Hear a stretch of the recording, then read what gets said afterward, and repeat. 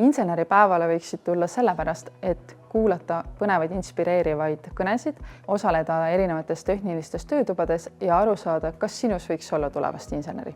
Me kõik oleme selles mõttes ühel pulgal, et me soovime õpilasi inspireerida, et nad teeksid oma tuleviku valikuid targemalt, võib-olla siis tänu meile, eks ju, sellele, mida me neile pakume juba enne seda, kui nad seda valikut peavad tegema.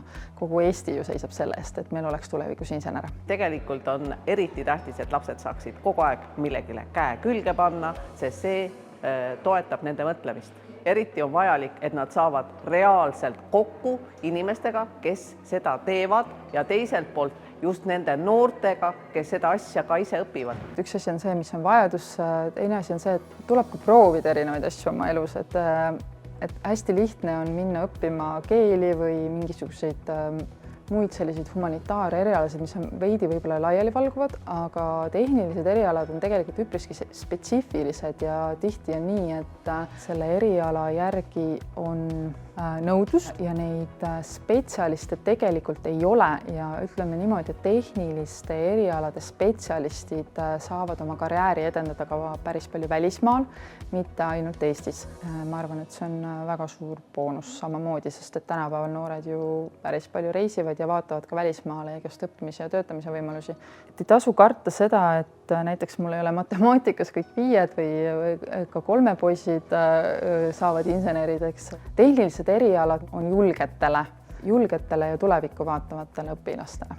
Need inimesed, kes meile täna siin esinesid, oli ka selliseid küsimusi, et palju teenite ja kõike seda ja et ühtegi vastust ei pidanud meie kõneisikud siin ju häbenema. Nii et tegemist on väga ausa ja defitsiitse karjäärivalikuga. Et kui ütleme siis niimoodi, et inimene võib-olla tänapäeval pelgab natuke tehnikat, aga samas saades taga tuttavaks on see võimalus teenida endale elatist, elada huvitavat elu, teha huvitavat karjääri. Gümnaasiumi ja kutsehariduse vahe selles mõttes on, et kõik teavad, et kutseharidus on praktiline, gümnaasium on teoreetilisem. Et kui nüüd võtta nagu kõrghariduse tasemelt, siis kutsehariduse õpilane tuleb täna võib-olla ja oskab rohkem seostada päriseluga asju.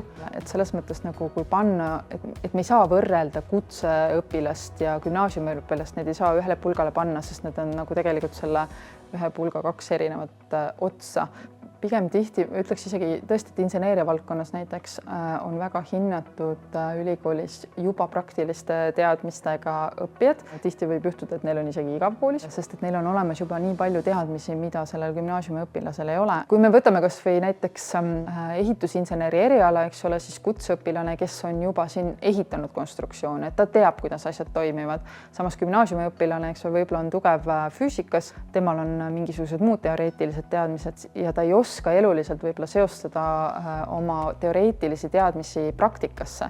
Ehk siis see eelis tõesti kutsehariduse õpilasel on, et temal tekib see tervikpilt minu meelest kiiremini, et tal on praktiline kogemus, ta vaatab juba maja, ta vaatab juba konstruktsioone ja ta suudab juba aru saada, millest me räägime samal ajal, kui kutsehariduse või gümnaasiumiõpilane on tugev siis nagu teoreetilises ülesannete lahendamises. IT-valdkonnas eriti ma tean, on kutsehariduse taustaga õppijatel eelis gümnaasiumist tulnutel, sest neil on päriselt praktilised oskused ja neil on tunduvalt lihtsam ülikoolis, et nad tihti saavad juba õppimise kõrvalt tööl käia, nad on juba varem praktikal, neil on palju lihtsam edasi liikuda ja et nemad juba on oma jala saanud nii-öelda töömaailma ukse vahel samal ajal, kui teised alles koolipinki nühivad.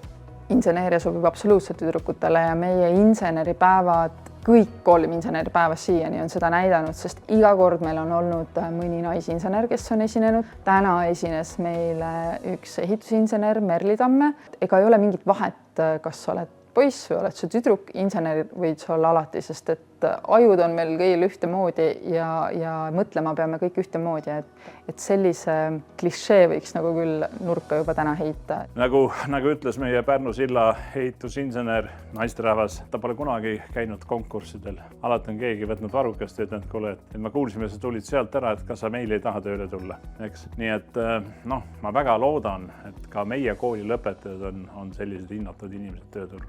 kui sa õpid ühte insenerivaldkonda, tegelikult on sul seal väga palju võimalusi spetsialiseeruda, väga palju võimalusi on areneda, et võib öelda küll, et need on selles mõttes turvaline valik, et sa ei pea jääma nagu ühte karjääriredelile kinni, vaid sul on väga palju erinevaid muid spetsialiseerimisvõimalusi. No kindlasti on mingisuguseid valdkondi, kus tehisintellekt on inseneril, ma ütleks pigem abiks, kui et ta võtab töö ära. Kui me räägime automatiseerimistest ja muudest asjadest, siis seal juba täna arvutisüsteemid ju on ju abiks selleks, et tööd teha inseneridel, aga siiski on vaja seda inimest, kes seda arvutit juhib. Üheks võtmeisikuks noorte haridusvalikute kallutamisel on klassijuhataja. Ja kui klassijuhataja ütleb, et ei, mida te sinna lähete, teie valikuks on ikkagi meie kõrval asuv gümnaasium või meie samas hoones asuv gümnaasium, siis noorel ei tekigi võib-olla teisi mõtteid. Aga kui me suudame selle klassijuhataja saada meiega koostööd tegema, näidata, et see on huvitav valik, siis on meil ka rohkem lootust ka õpilasi mõjutada. Mina arvan ikkagi, et eeskuju on nakkav. Kui õpetaja tahab seda kõike teha, siis tulevad lapsed kaasa igal juhul. Tegelikult elu on lahe, elust tuleb võtta kõik kogemused ja anna aga ajule tuld.